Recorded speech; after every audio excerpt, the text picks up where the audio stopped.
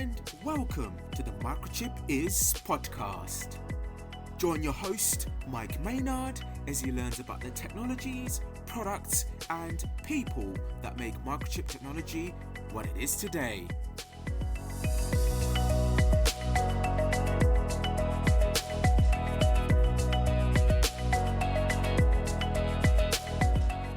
Welcome to the Microchip Is podcast. I'm Mike Maynard, and today I'm finding out that Microchip Is RF amplifiers.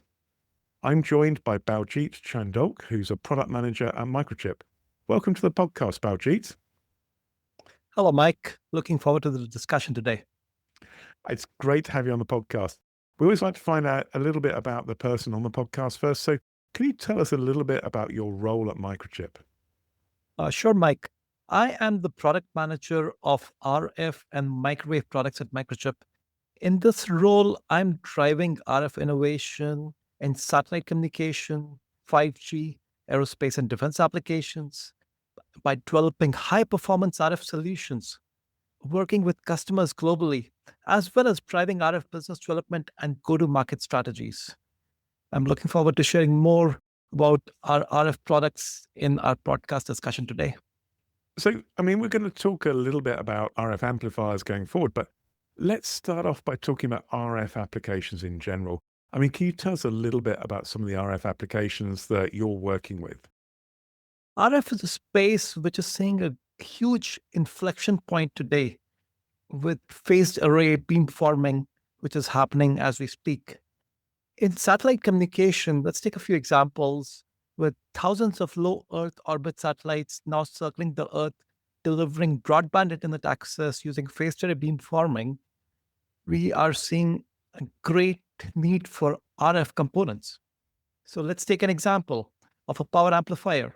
All you need is 5 to 10 watts of RF power to communicate with a satellite thousands of miles away from the Earth in the low Earth orbit. Now, moving to another application, 5G, fixed wireless access. There are devices like small cells, femtocells, picocells, repeaters, all using millimeter wave phased array for beamforming. In aerospace and defense applications, radar systems are used in aircrafts to alert the pilots of any hostile activity using active electronically scanned array radars, in which a beam of radio waves can be electronically steered to point in different directions without moving the antenna. So all these RF applications are looking at a common theme, which is smaller size, weight, reduced power consumption, and better performance with better efficiency and linearity, which we offer at Microchip as part of our RF portfolio. That's great. That's such a huge range of applications. Let's delve a bit more into the details. So whenever people talk to me about RF, people talk about the RF signal chain. Could you explain what's meant by that RF signal chain? Sure, Mike. To explain the RF signal chain, I would like to start with the communication network. So let's understand what a communication network is, which is a sophisticated system that performs many digital and analog functions. Even though most communication networks are classified as digital, signal transmission from point of origin to the intended target uses analog, RF, or radio frequency signals. The RF portion of this network contains the transmitter and the receiver circuitry, which is what constitutes the RF signal chain, which you mentioned. And so presumably engineers are looking to pick components for each stage of that signal chain. You mentioned some of the factors that are driving applications, like size, but what are engineers really looking for when they're picking components? So for component selection in the RF signal chain, let's start off with the transmitter, where the need of the hour is to generate high linear efficient output power. And to do that, engineers are looking for components which are generating high RF power, which is linear to reduce distortion and efficient to minimize heat dissipation.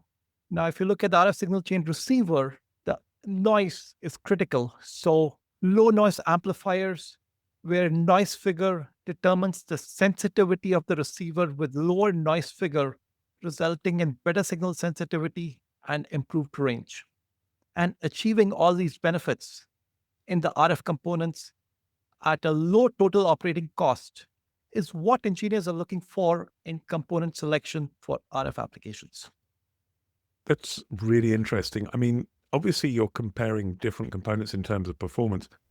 I mean, I know people use the term figures of merit. Could you explain what that is when you talk about components in that signal chain? So, in the RF signal chain, let's talk about the critical components, starting with the power amplifier for the transmitter. The figure of merit for a power amplifier is to generate high linear efficient output power, as I mentioned, and the linearity is determined by IP3, which is the third order intercept point, and P1 dB, which is the 1 dB compression point. The higher IP3 and P1 dB applies higher linearity of the power amplifier, which results in low distortion of the RF signal output, causing less interference. At the transmitter, the other key parameter is the efficiency of how the power is generated, which is determined by the power added efficiency, which is measured as a percentage. Efficient power is generated with higher power added efficiency of the power amplifier. Now let's moving gears to the receiver. At the receiver, the low noise amplifier determines the sensitivity of the receiver with the lower noise figure, resulting in better signal sensitivity and improved range.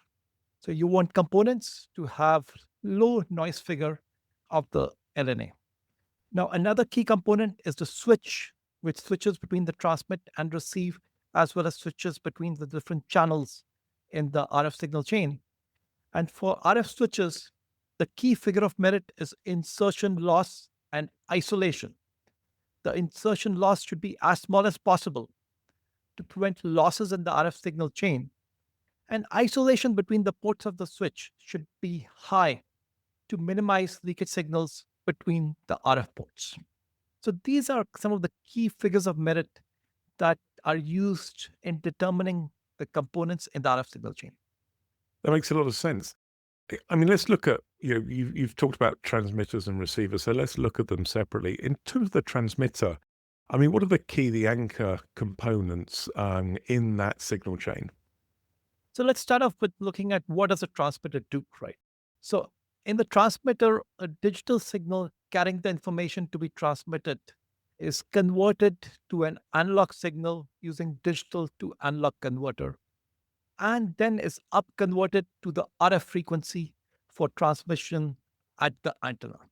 Now, once the desired RF frequency is attained, the signal is filtered using filters and amplified using power amplifiers to increase the RF signal power to the appropriate level for transmission from the antenna.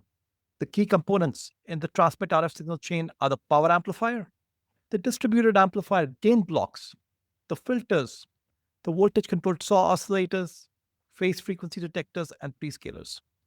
The RF power amplifier is the anchor component for the transmitter because it transmits the signal with that high output power and at the frequency of the application so it can reach the destination receiver. And that anchor component, that RF amplifier, are they staying very much the same, or are there, transitions in the technology around the way that these products are developed? Absolutely. Things are transitioning and different technologies are coming in play. For RF power amplifier, gallium silicon carbide has the highest power density to generate high linear efficient output power. So gallium silicon carbide power amplifiers can operate at high frequencies to meet the requirements of the applications that I mentioned, such as 5G, satellite communication, aerospace and defense applications. And they can operate from the S band all the way up to Ka band and higher, from 2 gigahertz to 40 gigahertz, with broad bandwidths, high gain with better thermal properties. And that's the reason it's the technology of choice for power amplifiers. And in terms of Microchip, I mean, what are your solutions you offer for power amplifiers? How broad's that range? Microchip has a huge portfolio of Canon silicon carbide power amplifiers operating from 2 gigahertz to 40 gigahertz and higher at output powers from 5 watt to 70 watt, meeting the requirements of satellite communication, 5G, aerospace, and defense applications. We offer our Canon silicon carbide power amplifiers as a die as well as a packaged part, offering flexibility to our customers. Some examples of our power amplifier solutions include our S-band power amplifier ICP0349, providing 70 watts of output power.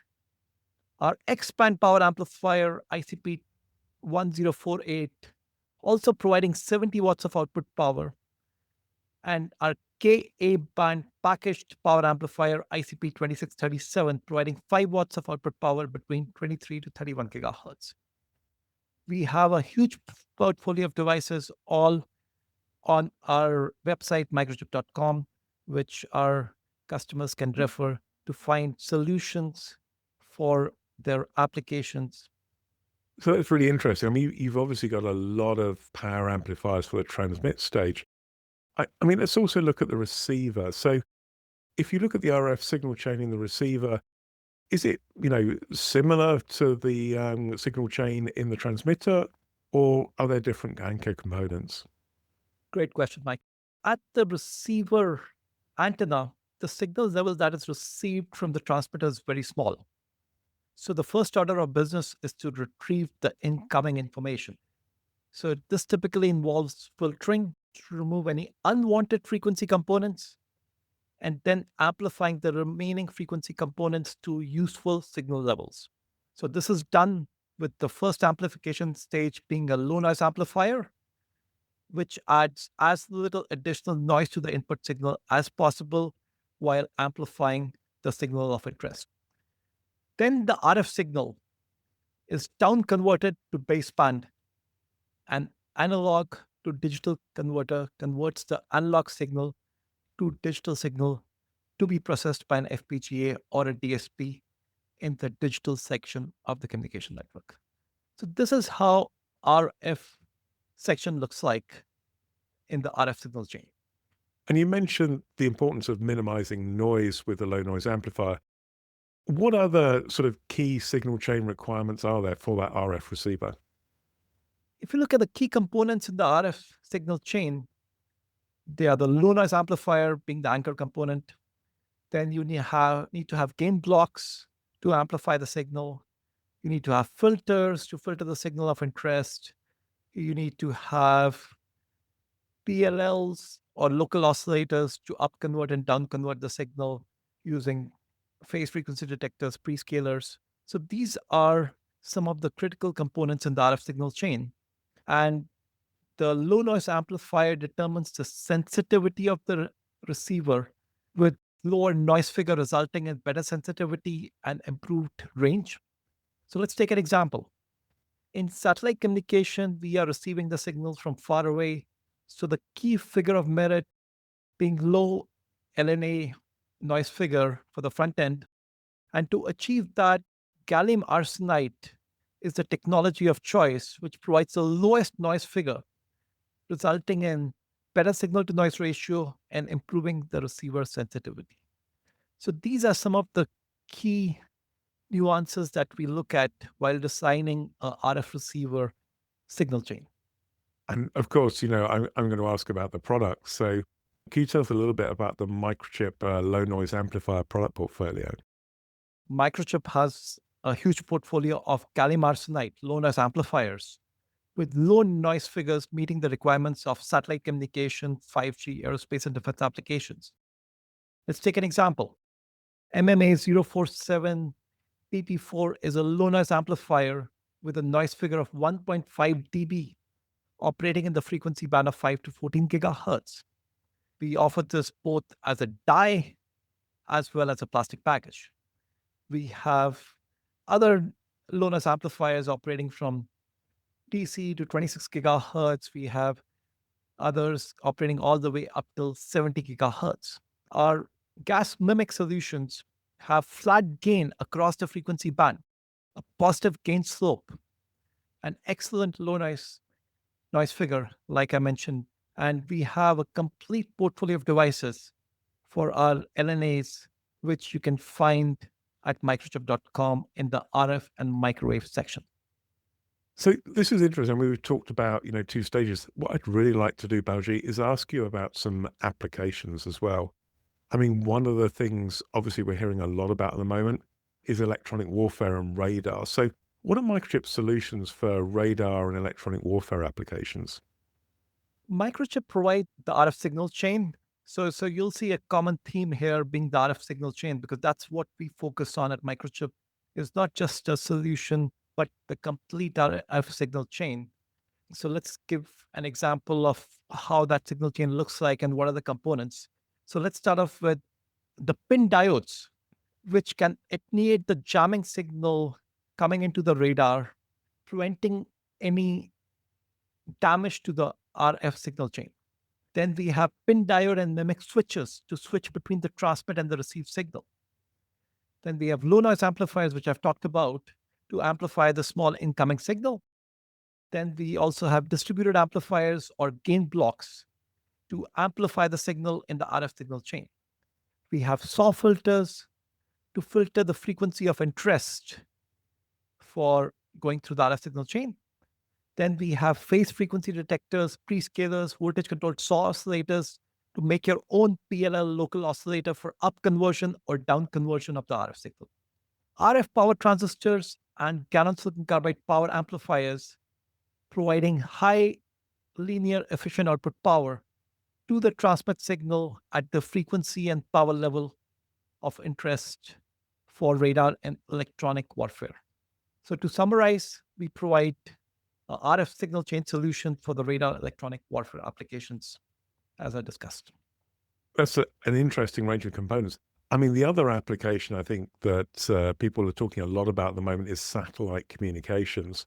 So how does Microchip play in that market? So for satellite communications, we provide the signal chain RF signal solution. So I'm going to give you a few examples. So let's start off with ground stations. So we are on the ground stations talking to the satellite, as well as we have components on the satellite talking to the ground station. So we are both on the both ends of the spectrum of satellite communications. So let's start off with the transmitter. For the transmitter to communicate with the satellite in the low Earth orbit, as an example, all you need is 5 to 10 watts of RF power, which we can provide with our ICP2840, and which provides 9 watts of output power, and ICP2637, which operates at the Ka frequency band from 23 to 31 gigahertz. Now, that's how you would send the signal on both ends for the transmitter. Now, for the receiver, we have low noise amplifiers with, as an example, MMA 127, which operates in the dual band SATCOM frequencies. So it operates in the SATCOM band 27.5 to 31.5, as well as 37.5 to 42.5 gigahertz.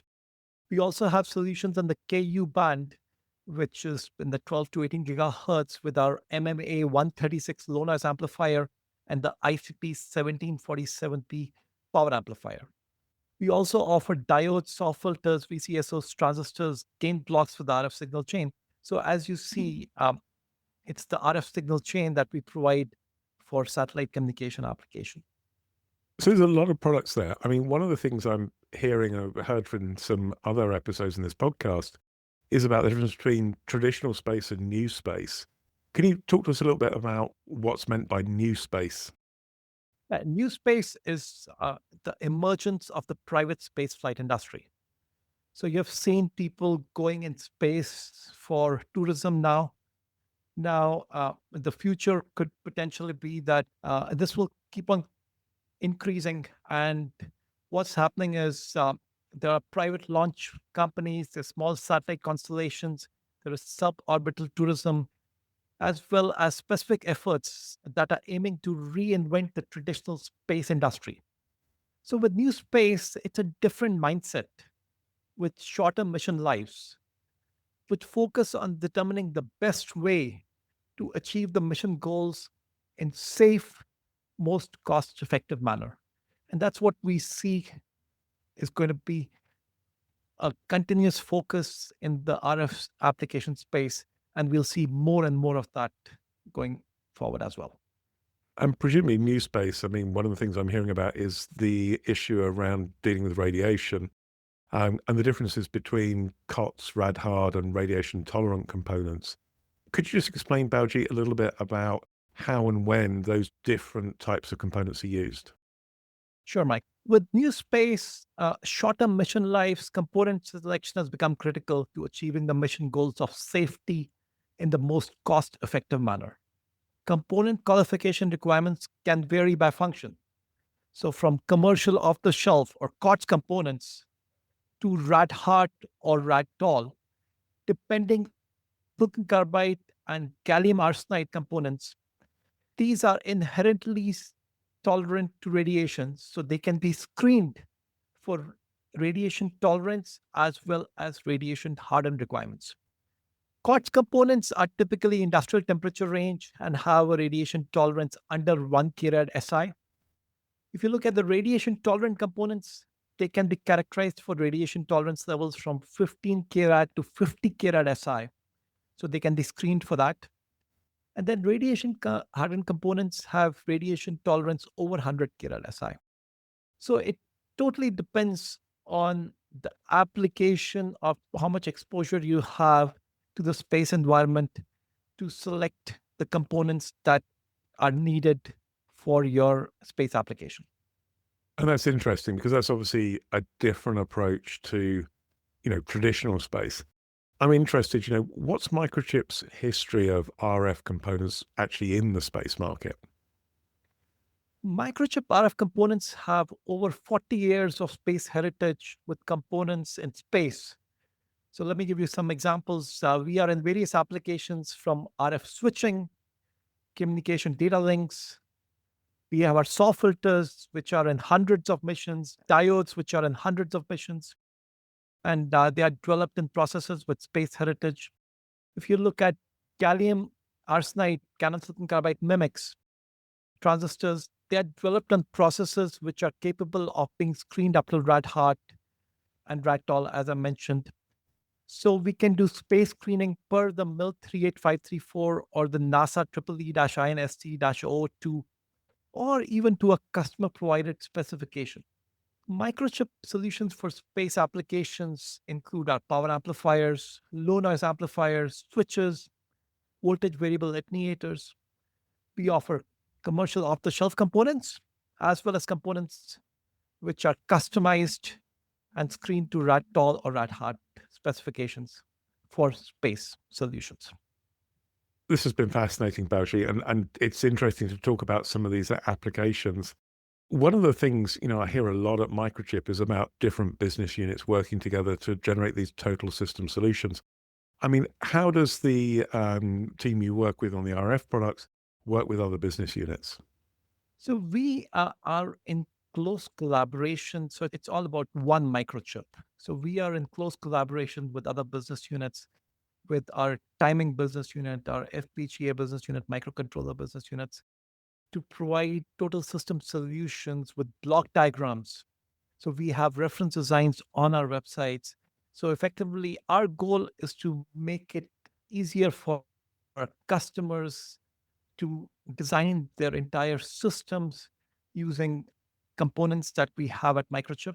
So we are collaborating across BUs, always having customer in mind, provide a solution that will help them meet their needs of fast time to market with our reference designs and our reference solutions.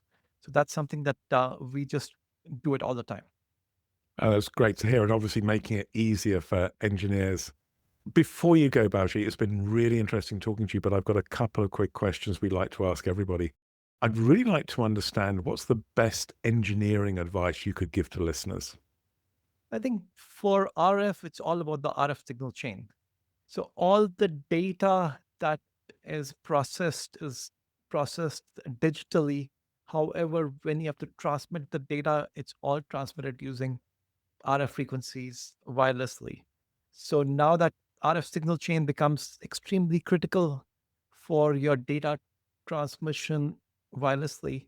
For the transmitter generating high linear efficient output power at the frequency of interest is critical to meet the requirements of applications that we've discussed with 5G, satellite communication, aerospace, and defense. And Canon silicon carbide, with its highest power density, enables power amplifier solutions meeting the requirements of these applications. Now, another key thing I would like to stress is the receiver, because once you have transmitted the signal wirelessly, you have to receive the signal, and you receive the signal at the antenna. It's a very small signal, so low noise amplifier becomes an extremely important component, and selecting of that with the lowest noise figure enables the design of your receiver to have high signal sensitivity and improved range. So I think those are a couple of key focus areas that engineers are focused on while designing their RF signal chain. That's great advice, Baljit. We've talked about an awful lot. We've covered a lot of ground. I'm interested, is there one thing you'd like listeners to remember about Microchip and RF amplifiers? I think if there's one thing I want them to take away from this podcast is Microchip provides RF signal chain solutions. That's the key message, RF signal chain, and that's what we provide. We have a wide portfolio of RF products with best-in-class performance, providing innovative, reliable radio, microwave, millimeter wave, and power solutions with the benefits of our technology. I talked about Canon silicon carbide with high power density, high efficiency, giving you all the benefits of swap C. So that's our focus: is size, weight, power, and performance. And that's what is there for our power amplifiers, for our low noise amplifiers, diodes, SAW filters, VCSOs. We always focus on getting you the swap C solution with the best possible performance. So RF signal chain is the way to go. That's, I mean, a really great summary. I'm sure people are listening to this and they'd like to learn more or maybe have questions. What's the best thing for them to do if they want to do that? So I think the best way to get an overview of the Microchip products is to go to our website, because we have everything on our website, and there is RF and microwave section under the products and on the very homepage of microchip.com. So that's where you would go and effectively get all the information. In addition, I mean, if feel free to reach out to me. My email is baljit.chandhoke@microchip.com, and I am as well on LinkedIn.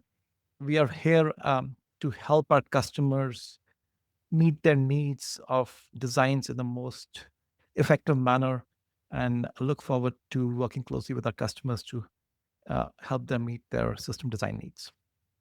That's awesome, and very generous to share your contact details. Baljit, thank you. This has been fascinating. Thanks so much for explaining why Microchip is RF amplifiers.